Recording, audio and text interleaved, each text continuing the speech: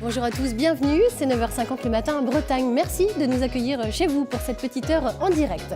Notre invité fil rouge, il est coach pour les dirigeants d'entreprise avec une méthode originale puisque pour une partie du travail, il s'appuie sur les chevaux. Cet homme s'appelle Jean-Loup Péguin et nous sommes très heureux de l'avoir avec nous ce matin sur ce plateau. Bonjour Jean-Loup Péguin, bienvenue. Bonjour. Très schématiquement, vous êtes un peu l'homme qui murmure à l'oreille des chevaux, à moins que ce ne soit l'inverse, peut-être d'ailleurs. Nous, on avait envie d'en savoir un petit peu plus sur vous. Tout petit, les chevaux, et notamment un cheval, a été très important pour moi.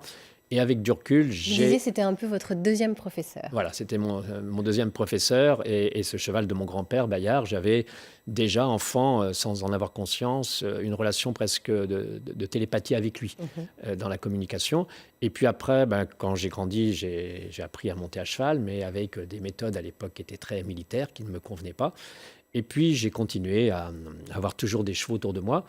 Et vers l'âge de 45 ans, il y a vraiment une jument qui, à nouveau, est arrivée dans ma vie, qui avait été très compliquée, impossible à monter, et qui m'a appris à intégrer dans mes cellules ce que ma tête avait compris, la patience, la relation à l'autre. Mais en réalité, j'ai vu que c'était très théorique, tout ça. Ouais.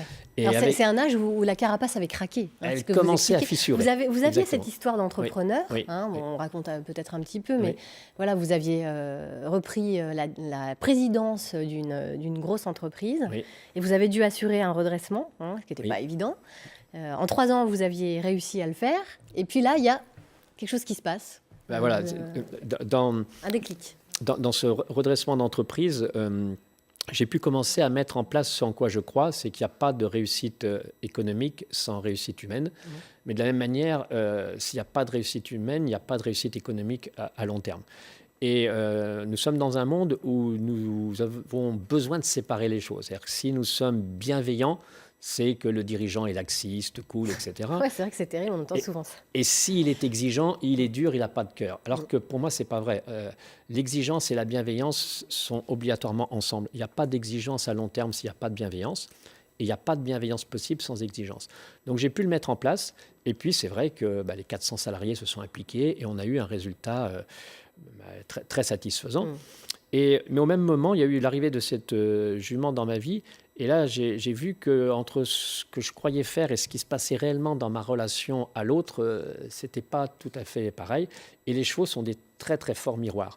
Quand je travaille avec nos chevaux, un dirigeant qui arrive devant le cheval, et ça va parler à tout le monde, le dirigeant ne se rend pas compte quand il est en réunion qu'entre ce qu'il dit et ce qu'il est à l'intérieur de lui, il y a souvent un décalage.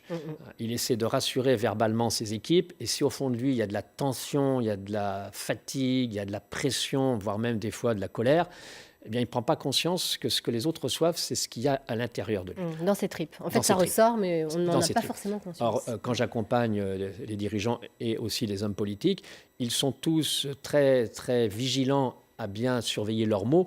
Ils ne prennent pas conscience de ce qu'ils transmettent par tout le non-verbal. Et là, quand ils arrivent devant nos chevaux, des chevaux qui sont très sensibles, eh bien, ils se rendent compte que s'ils ne sont pas congruents, si vraiment il n'y a pas un alignement entre leur intention et leur expression, eh bien, ils ne peuvent rien faire avec le cheval, voire ils se sauvent. Alors vous dites que c'est un miroir amplificateur, le cheval.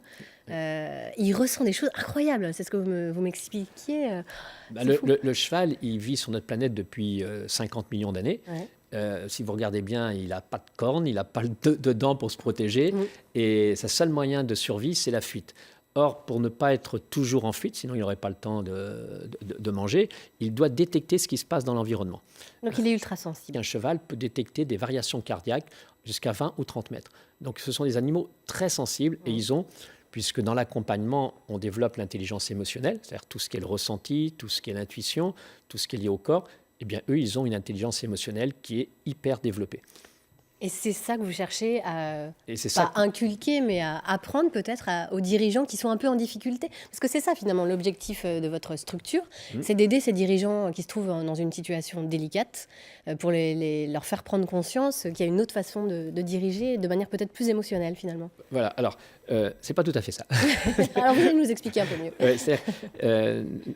Nous n'avons pas l'objectif de former ou d'apprendre à l'autre, mais plutôt de l'accompagner à ce qu'il prenne conscience. C'est vraiment pour moi le changement. D'ailleurs, nous ne changeons pas, hein, nos processus sont là, mais ils peuvent évoluer non pas en forçant et en voulant faire autrement, mais en prenant conscience. Et ça, c'est très inhabituel dans notre forme d'apprentissage. Nous sommes dans une forme d'apprentissage toujours par la volonté, toujours par vouloir apprendre plus. Or, aujourd'hui, les dirigeants comme les managers, on leur demande de plus en plus, on leur demande maintenant de prendre soin de leurs salariés, on leur demande d'évaluer les risques psychosociaux.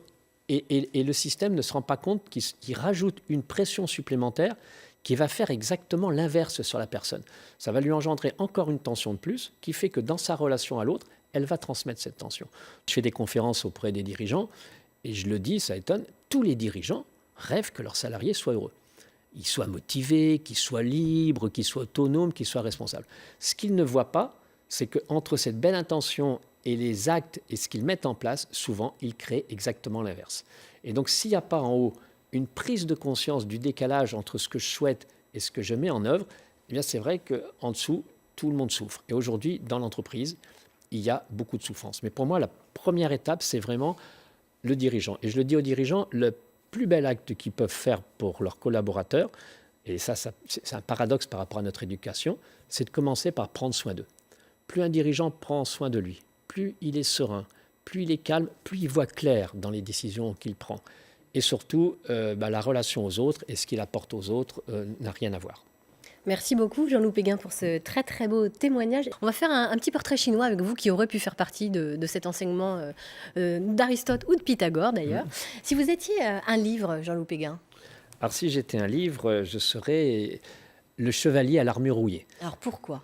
Parce que ce livre que je vais vous offrir, Laurence, il raconte comment un chevalier, et j'ai été ce chevalier, par ses belles intentions de sauver des princesses, des donjons, finalement a construit autour de lui une véritable armure et qu'il a perdu toute sa sensibilité, mais surtout il a perdu sa capacité d'être en relation avec les autres. Et puis c'est un conte, c'est comment il va cheminer pour petit à petit enlever son armure et quelles sont les étapes. Et c'est ce que je continue à faire, c'est ce que je vis.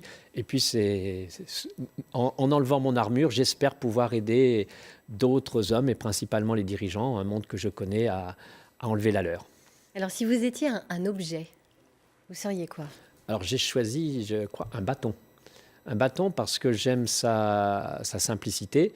Et puis, un bâton parce que je me sens être un objet, c'est peut-être pas le juste mot, mais être un guide sur lequel l'autre peut s'appuyer. Je ne ferai pas le chemin à sa place, hein, mais il sait qu'il peut s'appuyer sur moi comme un bâton, la personne qui a du mal à avancer.